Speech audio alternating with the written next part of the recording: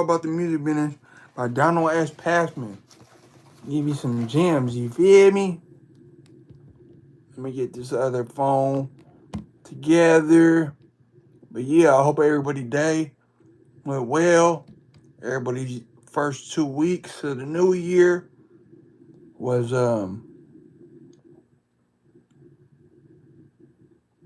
was active and you got things done to start the year. Now I'm finna give you some gems about all you need to know about the music business, but it's some key things you can take not only from music business but in life too. So there's some stuff in there. Hope you enjoy. Chapter 4. Let's get it. Business managers. The business manager, excuse me, is the person on your team who handles your money.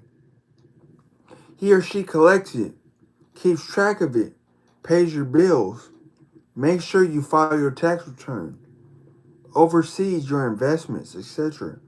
Listen to me. Did you know that in California, a person, no credentials whatsoever to be a business manager? Okay, I'm going to skip that. I'm going to skip chapter 4. I'm going to go to attorneys. Chapter 5. Picking a lawyer. Attorneys in the music business do much more than just look over contracts and advise clients about the law.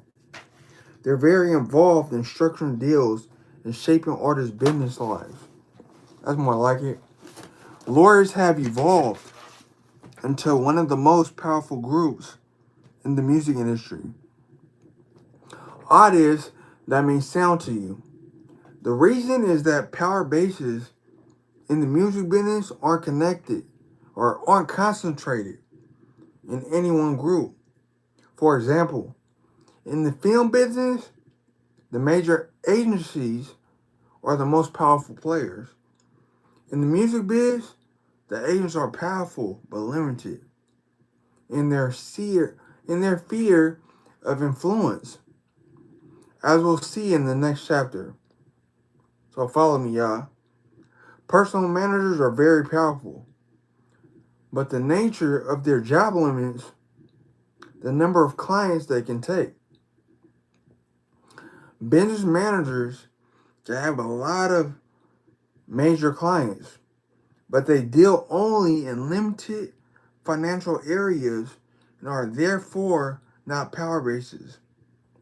Lawyers, on the other hand, are involved in all areas. Solo manager, they can handle more clients. This means the attorneys end up seeing more deals than anyone else and therefore have more knowledge of what's going down around town. Consequently, they can be influential in determining which company will get back a particular deal, which means the companies want to keep them happy. They can also influence which personal manager and which business manager get a client, which means these guys also want to keep the lawyers happy. This means lawyers have power and are happy. Style. Check me out. There are distinctly separate styles of attorneys in the music business. Some are into hanging out and acting as if they're one of the band members, while others stick to the business side. They are power brokers or agent types who are good negotiators, but not particularly good lawyers. And excellent lawyers who lose sight of the big picture. And of course, there's the whole spectrum in between. Using these techniques in chapter 2, first assure yourself you're talking to a good, competent lawyer. After that, the match of a style is mostly a matter of your personal taste. For example, If you like flash, you may want a flashy lawyer. Although I find more often than flashy artists like their lawyers to be staid and solid. If you're honest and straightforward in your business dealings, be sure to get an honest and straightforward lawyer. Your references will tell you who is and isn't. If you aren't, they are unfortunately lawyers to match you. Clout.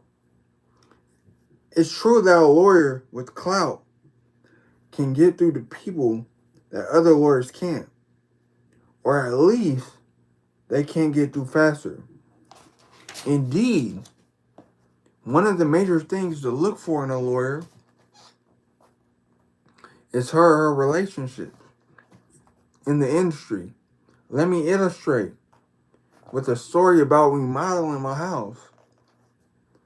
Over the years, I went through a number of house remodels, always looking for the cheapest possible price, which meant dealing directly with the workman. I finally got sick of that process, so I broke down and hired a contractor. During this job, for the first time, I realized the value of a general contractor. In the past, whenever I called up a tile man, electrician, plumber, etc., these people couldn't have cared less about me. They came to my job when it was convenient for them, if ever.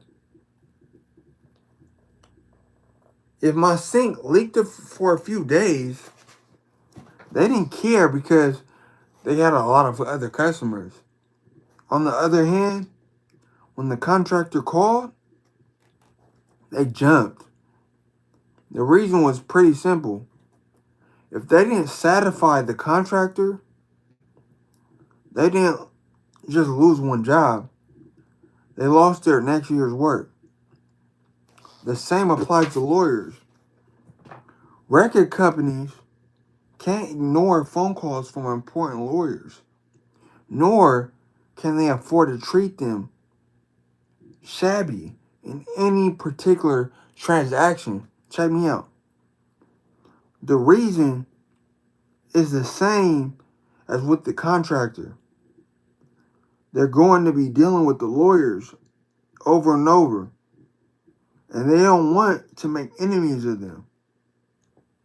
So a lawyer with good relationships will get you deals faster than quicker. And if they know what they're doing, will get you the maximum that can be legitimately be had. You should also know what clout doesn't do. There's only so much you can get from any particular deal, regardless of who is asking. If a record company doesn't like your music, they're not going to sign you because of your lawyer. If they're hot for you, you'll get a deal, even if you're represented by Kim Jong-un. Put it another way, the real clout is your musical talent. I'm not talking about a lawyer's experience and knowledge. That is truly valuable and will indeed get you the maximum from the negotiation. But you should have a perspective on the hyped importance of clout. Loose lips. Thanks for viewing, y'all. Be especially wary of a lawyer who tells you about other clients' lives. Some lawyers, for example, will tell you exactly what deal they got for a specific client. Apart from the fact that this violates their attorneys can't have ethics, it also means they will be telling other people about your deal. It may appear that these people trade confidential information for secrets they wouldn't otherwise have. But in fact, the opposite is always the case. Everyone knows they have a big mouth, so they only told things that people won't spread around.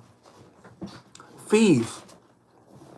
Most lawyers in the music business don't charge an hourly basis. For the ones that do, the rates are from $300 plus per hour.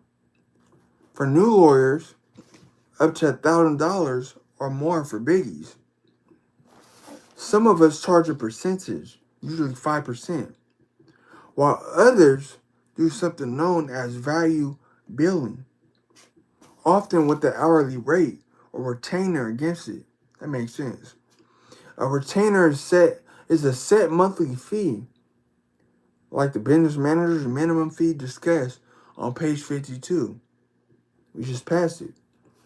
And it's either credited against the ultimate fee, or it's a flat fee covering all services. Value billing means that when the deal is finished, the lawyer to it, if the lawyer had very little to do with the shaping of the deal, but rather just did the contract, the fee should be close to our hourly rate. Though I get heat for telling you this, because it's usually more. On the other hand, if the lawyer came up with a clever concept or strategy that made you some substantial money, or the lawyer made the introduction or created the deal from scratch, he or she will ask for a more larger fee. Makes sense, right? If your lawyer value bills, you should ask in advance what the fee is likely to be, so there won't be any rude surprises. Sometimes you could pre-negotiate the fee based on results. For example, if I give you X, you'll pay me Y. If I get you 2 times X, I get Z. At a minimum, get a ballpark range. That makes sense. A lawyer, conflicts of interest. A lawyer has a conflict of interest when his or her clients get into a situation where their interests are adverse, opposing each other. This is easy to see. For example, when 2 clients of the same lawyer want to sue each other. However, there's also a conflict when 2 clients with the same lawyer make a deal with each other. Lawyers are ethically required to disclose their conflicts of interest to you. Your choice is either to hire another lawyer or to waive, meaning you choose to ignore the conflict and continue to use the same lawyer. Because the entertainment industry is relatively small business, those of us who practice in the field are continually bumping into ourselves when our clients make deals with each other. Most of the time, these situations are harmless and can be handled simply in one of several ways. 1, each of the clients get another lawyer, and that's rare unless it's a pretty serious conflict. 2, one of the clients get another lawyer, much more common. Or 3, the clients work out the agreement among themselves, or else the manager, agent, business manager negotiates for them. And the lawyer draws up the paperwork, not representing anyone's interest. Okay. When interviewing attorneys, you should ask if they have or foresee any conflicts of interest. Most ethical lawyers will bring it up before you do. Excuse me. But you should ask anyways. For example, your lawyer might also represent your record company, your merchandiser, your personal manager, producer, publisher, etc. It's not uncommon for a personal manager to recommend his or her lawyer, her own lawyer, his or her own lawyer, business manager, etc. And thus it's not uncommon for lawyers to represent both the personal manager and artist. Most of the time, this isn't a problem. However, if you get into a fight with your personal manager, the lawyer will probably have to resign, or at least resign your side if the manager was there first. And you can expect them or her to represent you against the personal manager in making your management deal. Okay? In short, there are fast rules about conflicts. If the lawyer is straight and ethical, you could usually live with their representing of a few other people in your life. But if you have a problem with another of your lawyer's clients, you may seriously consider getting separate counsel. And if you just don't like the idea of your lawyer having those conflicts, which is perfectly reasonable way to feel, get someone who's independent. Conflicts, by the way, are not limited to lawyers. Business managers can have conflicts when they represent both the personal manager and an artist. For example, when there's a dispute over commissions, managers can conflict when they act in some other capacity, such as a fee for themselves that affects what the artist gets paid. That's key right there. Managers can also have conflicts when they have two artists vying for the same gig. Like I say, it's a small business, but we generally work things out. A disturbing thing that's happened over the years is that some lawyers are selling conflicts, ventures, as a benefit to their clients. For example, they might suggest that you get a better deal with a certain record company or publisher because they also represent them. I'll give you a subtle opinion of my pitch. It's utter nonsense.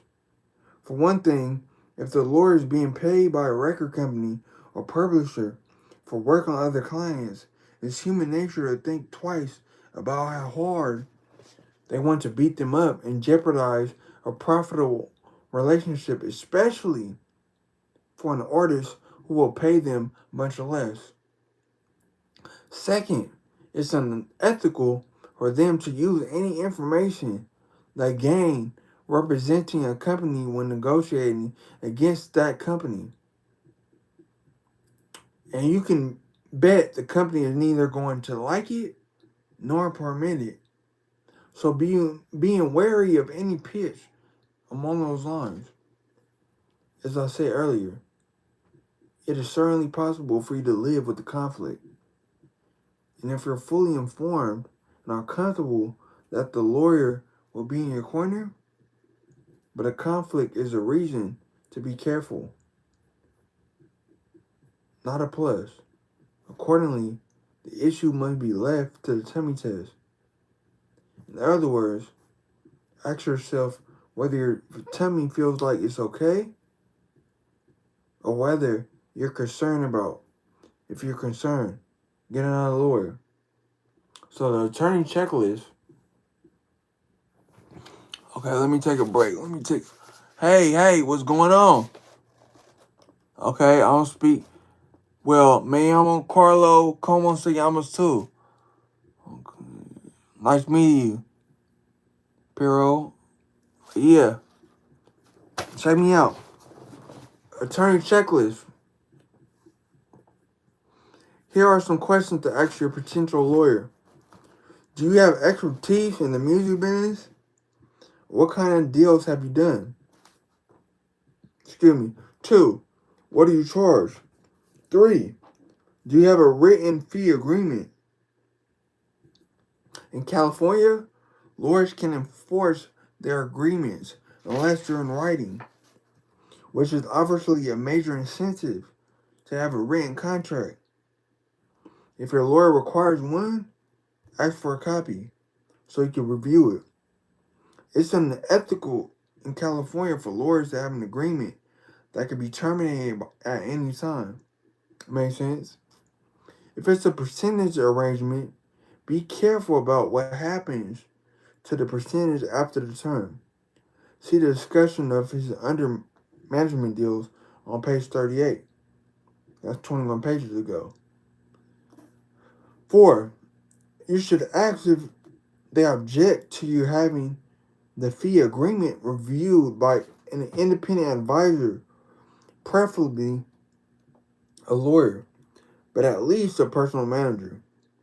A business manager, no legitimate, it's at all possible. You should have your lawyer's fee agreement reviewed independently, especially if it involves a percentage.